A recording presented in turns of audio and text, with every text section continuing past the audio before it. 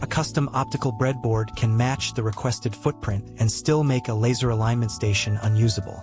Mounts may lack edge clearance, retained fixtures may not match the hole pattern, or a nominally acceptable payload may create an unsuitable load path when positioned near an edge.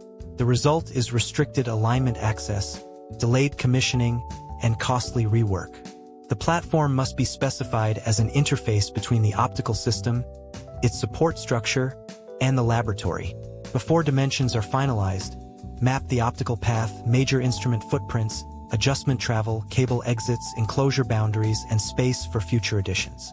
Reserve room for knobs, micrometer heads, fiber connectors, cable bends, and calibration access, not just the bodies of the instruments. Loading also requires more than a total mass figure. Identify static and moving masses, approximate centers of gravity, component locations, and the intended support arrangement. A tall instrument near an edge presents a different practical risk from a heavier component at the center. Moving stages, pumps, cooling hardware, overhangs, and possible relocation should all be visible to the supplier before fabrication. 8 specification fields turn this system layout into a controlled procurement package. First, define overall length, width, any relevant thickness target, and the genuinely usable mounting area. Mark edge zones, enclosure interfaces, optical path orientation, and the side reserved for operator access. Second, describe the structural requirement. State the intended mounting and stability needs, then request confirmation of the proposed core construction, support design, frame arrangement, and included features. Honeycomb construction may provide a stiff, weight-conscious platform, but it does not define the complete installed system. Third, control the hole pattern. Specify thread type, spacing, active area, excluded zones, special locations, and required edge clearance.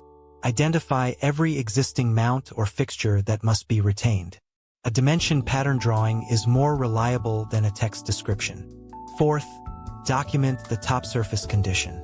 Cleaning practice, corrosion exposure, fixture contact, adhesives, oils, chemicals, and frequent hardware changes can all affect the appropriate finish and maintenance expectations. A sealed surface can simplify cleaning and help limit contamination, but it does not replace environmental controls. Fifth, provide the mounted load configuration. List individual instrument masses where available, approximate positions, mounting footprints, moving components, and any equipment that will be lifted, translated, or repositioned during operation. Sixth, specify installation geometry. Working height affects beam matching, ergonomics, access, and compatibility with neighboring equipment.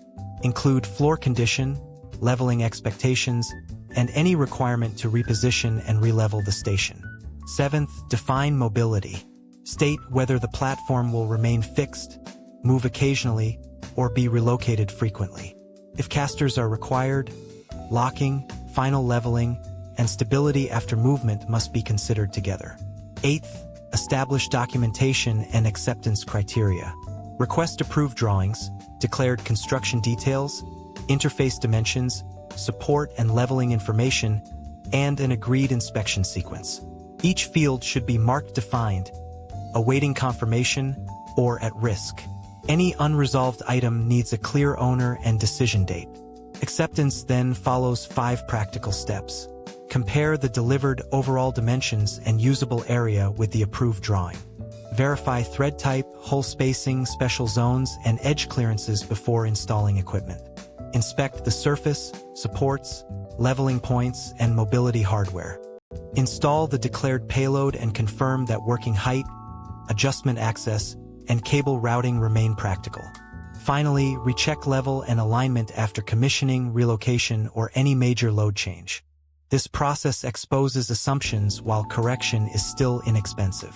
It also creates objective evidence that the delivered breadboard supports the intended optical geometry, installation conditions, and alignment workflow.